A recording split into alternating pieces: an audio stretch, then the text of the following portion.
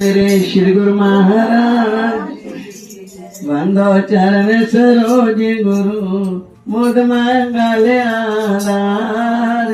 जैसे वत नर होते हैं भव सागर से पार। श्री गुरु जी के सिमरन मात्र से नाशक विघ्न अनंत तासे सर्व आरंभ में ध्यावत है सब संत। आप प्रगटे इस जगत में जीव काज सुधारने शब्द नाव बनाए सुंदर दुखत जीव उबारने। नम्रता और दीनता से बेट सतगुरु लीजिए।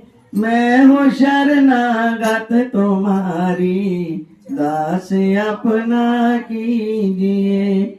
मैं हूँ शरणागत तुम्हारी चरणों में रख लीजिए। बोल जयकारा बोल मेरे श्री गुरु महाराज की, बोल साचे दरबार की। आज के श्री वचन आए प्रेमा भक्ति दास्य भाव। दास्य भाव का अर्थ है स्वयं को अपने मालिक प्रियतम का दास समझकर उनकी सेवा करके उनको रिझाने का प्रयास करना। अन्य साधन में शायद अहंकार रह भी जाए, किंतु दास्य भाव भक्ति की साधना में अहं का त्याग सर्वप्रथम करना होता है। प्रभु राम के प्रति भरत की भक्ति दास्य भाव की है। सिर भरी जाऊं उचित अस मोरा सबते सेवक परम कठोरा। यह दास्य भाव उन्होंने प्रेम राम को अपना बड़ा मानकर किया है। प्रभु पितु महत सुहद गुरु स्वामी पूजे परम हित अंतर्ज्ञामी। सरल सुसाहिब शील निधानु प्रंत पालु सर्वज्ञ सुजानु। भगवान शिव नारद जी से कहते हैं प्रेम पूर्ण हृदय से भगवान की साक्षात सेवा का जो अवसर मिलता है उसी को वेद वेदांत ज्ञान रखने वाले विद्वानों ने मोक्ष कहा है। आगे भगवान शिव नारद जी से भगवान की प्रार्थना के विषय में कहते हैं हे नाथ, अब ही आप ही पुत्र मित्र और माता आदि की ममता से पूर्ण इस संसार सागर से मेरी रक्षा करने वाले हैं। आप ही शरणागतों का भय दूर करते हैं। मैं जैसा भी हूँ इस लोक और परलोक में मेरा जो कुछ भी है वह सब आज मैंने आपके चरणों में समर्पित कर दिया है। अपराधों का घर हूँ, मैंने सब साधन छोड़ रखे हैं। अब मुझे कोई सहारा देने वाला नहीं है, इसलिए नाथ अब आप ही मेरे आश्रय हैं। हे प्रभु, मैं मन वाणी और कर्म से आपका हूँ, आप ही मेरी गति हैं। मैं आपकी शरण में पड़ा हूँ। आप करुणा के भंडार दया के सागर हैं। मुझ पर कृपा करें, मैं दुष्ट हूँ अपराधी हूँ, तो भी कृपा करके मुझे अपना दास्य भाव प्रदान करें। शिव जी नारद जी से कहते हैं मुनि श्रेष्ठ, जो भक्त शीघ्र ही दास्य भाव की प्राप्ति चाहता हो उसे भगवान के चरण कमलों का चिंतन करते हुए प्रतिदिन उपयुक्त प्रार्थना करनी चाहिए। कबीर साहब जी अपनी वाणी में सेवक धर्म के बारे में लिखते हैं कि सेवक सेवा में रहे अनक कहा ना जाए, दुख सुख सर पे सहे कहे कबीर समझाए। कबीर साहब जी फरमाते हैं कि सतगुरु का जो सच्चा सेवक होता है वो हर वक्त बस सेवा में ही रहता है। सेवा को ही प्राथमिकता देता है और किसी विषय में सोचता और बोलता नहीं।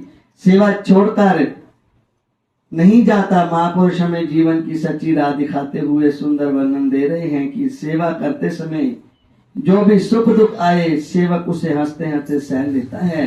तो ऐसे सेवक पर श्री गुरु महाराज जी की रहमत भी खूब बरसती है।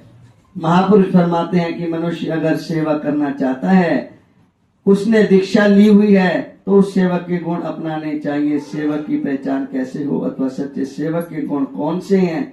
संत कबीर साहब जी एक और जगह लिखते हैं कि कबीर गुरु सबको चहे, गुरु को चहे ना कोई, जब तक आस शरीर की तब तक दास ना होए। श्री गुरु महाराज जी सबसे भरपूर प्यार करते हैं, परंतु उनसे प्रेम करने वाले विरले ही हैं। अक्सर हम अपने शरीर से और सगे संबंधियों से ही प्रेम करते हैं।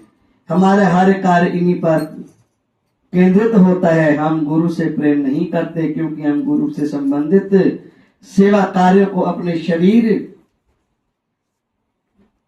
शरीर और रिश्तेदारों के अनुरूप कम या ज्यादा कर लेते हैं। सभी गुरुमुख शरीर की लिमिट के अनुसार ही सेवा करते हैं, लेकिन अगर सच्चा सेवक बनना है तो शरीर की लिमिट से ऊपर उठकर सेवा की जाए, वही सच्ची सेवा है। सेवक को चाहिए कि जब सेवा करने के लिए गुरु आश्रय में जाए तो निमाना बनकर जाए, समर्पित भाव से जाए। मन में कोई मान सम्मान की इच्छा ना हो कि कोई मुझे बुलाए, इज्जत दे, दूसरों से अच्छा समझे तो ही मैं सत्संग जाऊंगा। यह गलत भावना है।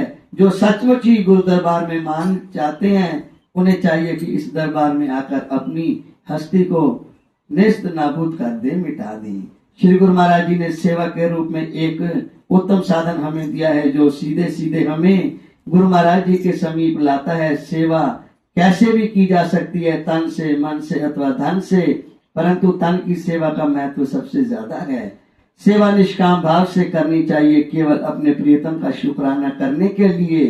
इस तरह जो सेवक सेवा करेगा तो शुक्राना तो वो करेगा ही, साथ ही साथ उसके कर्म भी कटेंगे। अपने बुरे कर्म कटवाने का सबसे सुगम साधन सेवा है। जलंधर की एक भक्तानी ने उसे चलने फिरने में काफी तकलीफ थी। डॉक्टर ने उसे बताया कि उसे डिस्क की प्रॉब्लम हो गई है। इसके लिए उसे कंप्लीट बेड रेस्ट करने को कहा गया था। उसने अपनी समस्या अपने संतों से बताई, सतगुरु से बताया कि हमें श्री गुरु महाराज जी ने हर समस्या के समाधान के लिए दो ही साधन बताए हैं, सेवा और सिमरन। क्योंकि आपकी समस्या शारीरिक है, इसलिए आप इस शरीर से दरबार की सेवा करें, तकलीफ यूं ही दूर हो जाएगी। भक्तान ने पूछा कि क्या सेवा करूं? संतों ने फरमाया कि सत्संग में जाकर पोछा लगाओ, झाड़ू लगाओ, सेवा करो। वे हैरान थी कि मैं तो उठ भी नहीं सकती, तो पोछा कैसे लगा सकती हूँ।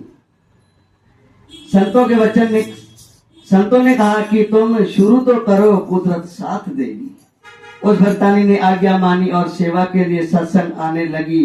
पहले दिन खड़े पोछे से 4-5 मिनट सेवा की। इस तरह रोज सेवा करने आती और पहले से ज्यादा सेवा करने की कोशिश करती। उस भक्तानी ने खुद बताया कि 14-15 दिनों के बाद वह बैठकर पोछा लगाने लगी थी।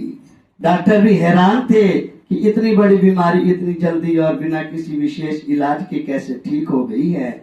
यह है गुरु सेवा की महिमा। जिसको भी कोई शारीरिक तकलीफ है वो हित चित्त से दरबार की सेवा करे, सभी तकलीफें दूर हो जाएंगी।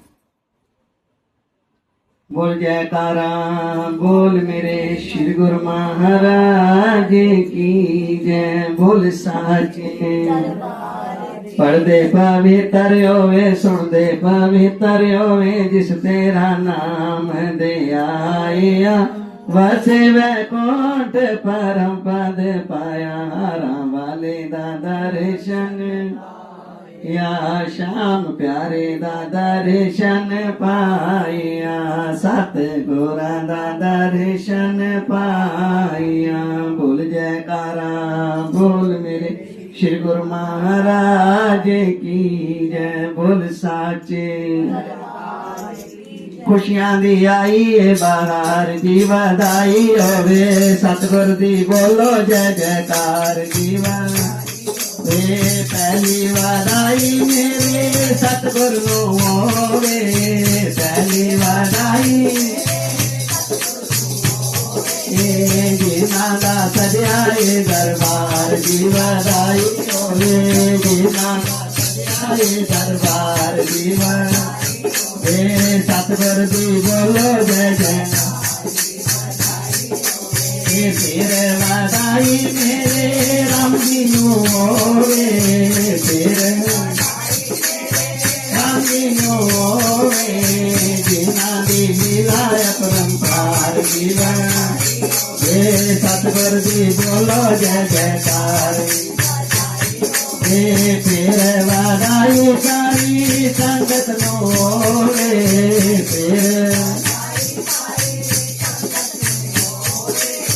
जिन्होंने गाया मंगलाचार जी बधाई होवे, जिन्होंने गाया मंगलाचार होवे। सतगुर दी बोलो जय जयकार। देखे बधाई असी गानो चलिए देखे बधाई चलिए छोटी बचे परिवार की बधाई होवे बसे फूले परिवार सतगुरु दी बोलो जय जयकार मैं अरदासा रावानी चाहे कोई अरदास करावे मैं अरदासा बेतौर ये भी अरदास मांगे शुभ चरण मांगे शुभ चरणा दे पाठ बीसर को ये भी अरदास मांगे शुभ चरण 1000 रुपये भी अरदास मांगे 1000 रुपये भी अरदास 1000 रुपये भी अरदास 1000 रुपये भी अरदास 1000 रुपये भी अरदास 1000 रुपये भी अरदास 1000 रुपये भी अरदास 1000 रुपये भी अरदास आठ मैया पूरी करनाया 8 मैया एक तोला कबरामी मैया चोर देना पामी मारे दे तारा बिछे अलिए द्वारे दे रोजर भये निर्मलता ने पम्मी आंख फराए पम्मी बंदी लहर भये चलनी देख चराए माँ मेरी शेरा वाली माँ मेरी जोता वाली माँ मेरे बड़े पधारे माँ मेरे खुले द्वारे बेटा लाल जरा चलिए मारे